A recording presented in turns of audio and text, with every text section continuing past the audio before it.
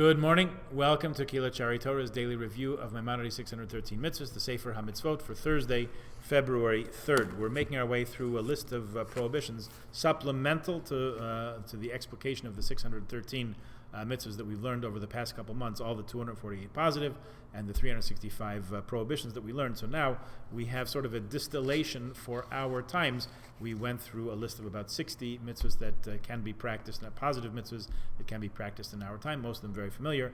And now we are talking about a list of roughly 200 mitzvahs, prohibitions, that either we're very familiar with and really are part of the weave of our life, or they are something that's so foreign from I wouldn't even think to commit these transgressions.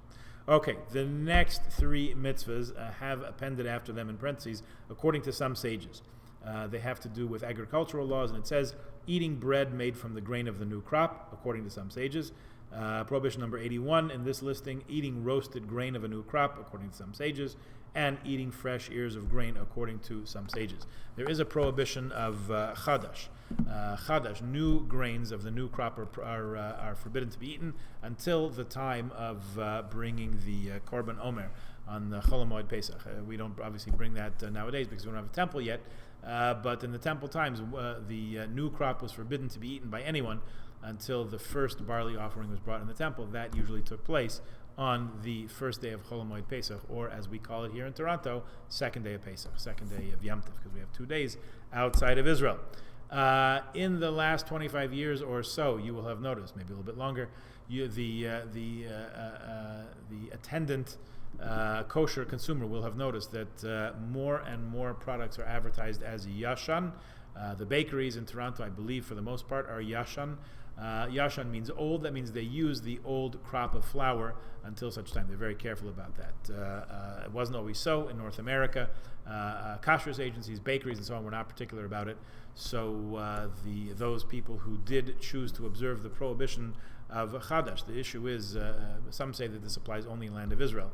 Outside of Israel, it's inapplicable. So those who believe, who maintain the position that it is applicable outside of Israel also are careful about that, and they did not always get all the information they needed in such a timely fashion from the kosher supervising agencies. So there were a lot of community networking things set up to help people with that. Nowadays, most things are advertised as yashan, as the older, using the older crop of flour up until Pesach time, after which the new crop becomes permissible. So there's a little more complicated than you probably wanted, but that's connected to those three prohibitions that we spoke about. Prohibition of eating orla, that's from the first 3 years of a tree's life.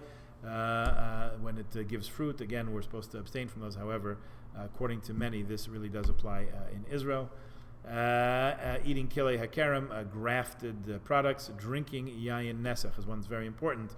The Torah's prohibition of yayin nesach, wine that is used in any idolatrous services, used in idolatrous practice, non-Jewish worship or practice, is forbidden to us because it's the wine, it's a specific mitzvah, it's the wine of idolatry, and we should not be benefiting from it or enjoying it in any way. The sages have extended that prohibition to what's called stam yenam. Any of the wines that are produced by non-Jews are presumed possibly to have been included that and are a blanket prohibition of the sages. That is why one of the reasons we buy kosher wine. So keep that in mind next time you're at the LCBO, and make sure you get wine with a good kosher, a good reliable kosher supervision. Any questions? Happy to answer those. Okay, we will. You know what? One more for today, just to go with those. We're forbidden, since we're talking about all these mitzvahs of forbidden food. We are forbidden to eat and drink to excess. So if to become a glutton, and to be, even with kosher food, kosher wine, all those things, betachlis hidur, with the nicest, the choicest kosher supervision you could have, a person can still stuff themselves and become an unpleasant, coarse person by overdoing it. So don't overdo it. That's what the Torah is telling us. Okay, have a good day. Please check in with us tomorrow for some more, and we'll see you then. Have a good day.